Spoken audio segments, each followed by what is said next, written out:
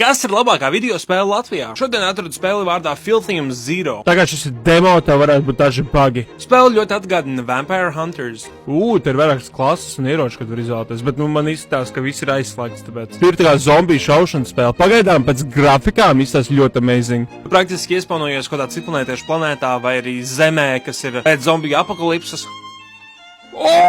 Es varu no gaisa uz leju fucking noslamot cilvēkus. Un tavs uzdevums ir izvairīties no zombijiem, level upoties, upgradeot sevi. Slam, performing slam will plant a landmine. Ok, katru reizi, kas slamošu, tagad man landmines nokritīs uz zemes. Un savākt visus mēslus pa zemi. Kaut kādas toksiskas spēļķis vai kaut kas tāds. Tas tā kā tās mobilās spēles, kur tu gribētu, lai viņas ir real, bet viņas nav. Tikai šis ir real. Es nomiru, es gribu spēlēt vēlreiz. Spēle ir demo fāzē, kas nozīmē to, ka viņa ir pa brīvu, bet arī to, ka viņa nav līdz galam poliša. 20 minūtes paspēlēju, 3 spēles izspēlēju. Katru spēli gandrīz vai labāk un labāk sanāca, bet bija ļoti fun. Es nezinu, tik man ir dzīvības or anything, es vienkārši skraidu apkārt un šaudos. Tas jau ir ļoti fun. Ieteiktu jebkuram latvietim šo spēli pamēģināt. Tāda kā spēle šobrīd ir, es viņai dotu 8 no 10. Good job! Turpinam taisīt spēles.